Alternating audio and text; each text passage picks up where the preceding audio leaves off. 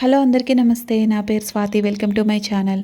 ఈరోజు మన ఛానల్లో సన్నని గోధుమ రవ్వ ఆర్ సూజీ రవ్వతో సింపుల్గా నోట్లో కరిగిపోయే హల్వాని ఎలా తయారు చేయాలో చూద్దాం. ఇది చాలా క్విక్గా రెడీ అయిపోతుంది. మీ ఇంటికి ఎవరైనా గెస్ట్స్ వస్తున్నారన్నా లేదా ఏదైనా పూజలకి నైవేద్యంగా పెట్టాలన్నా ఇది చాలా మంచి ఆప్షన్.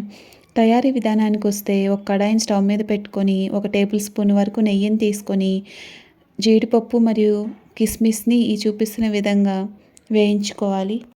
మీకు నచ్చితే బాదంని కూడా చిన్న చిన్న పీసెస్ కింద కట్ చేసుకొని వేయించుకోవచ్చు. ఇలా చూపిస్తున్న విధంగా మంచి గోల్డెన్ కలర్ వచ్చి డ్రై ఫ్రూట్స్ అనేవి వేగగానే వీటిని ఒక ప్లేట్లో పక్కకు తీసుకోవాలి. ఇప్పుడు అదే కడాయిని స్టవ్ మీద పెట్టుకొని ఇంకో 2 టేబుల్ స్పూన్ల వరకు నెయ్యిని వేసుకొని 1 గ్లాస్ వరకు సుజీ రవ్వ తీసుకొని లో ఫ్లేమ్లో నిదానంగా మంచి గోల్డెన్ కలర్ వచ్చేంత వరకు వేయించుకోవాలి. ఈ రవ్వ వేగడానికి 5 to 7 మినిట్స్ టైం పడుతుంది. ఇది ఏమాత్రం మాడకుండా నిదానంగా వేయించుకోవడం వల్ల హల్వా టేస్ట్ అనేది చాలా బాగుంటుంది. ఈ రవ్వ ఇలా చూపిస్తున్న విధంగా వేగగానే దీన్ని కూడా ఒక ప్లేట్లో పక్కకు తీసుకోవాలి. ఇప్పుడు అదే కడాయిని స్టవ్ మీద పెట్టుకొని 1 గ్లాస్ రవ్వ తీసుకున్నాం కదా, దానికి 1.5 గ్లాస్ వాటరు 1.5 గ్లాస్ మిల్క్ తీసుకొని ఇలా చూపిస్తున్న విధంగా అది బాగా కాగగానే దానిలో ఈ రవ్వని కలుపుతూ వేయించుకోవాలి. ఇలా నిదానంగా కలుపుతూ ఉండాలి. ఈ రవ్వ ఉడికి దగ్గర పడడానికి 2 నుంచి 3 నిమిషాలు టైం పడుతుంది.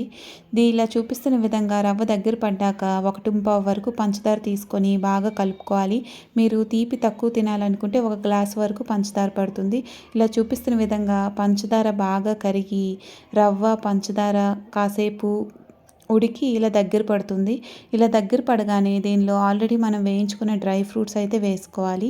ఇలా డ్రై ఫ్రూట్స్ వేసుకొని హల్వా డ్రై ఫ్రూట్స్ అంతా బాగా కలుపుకొని దీనిలో 1 టేబుల్ స్పూన్ వరకు యాలకుల పొడి చేసుకొని కలుపుకోవాలి. ఈ యాలకుల పొడి వల్ల హల్వా రుచి అనేది చాలా బాగుంటుంది.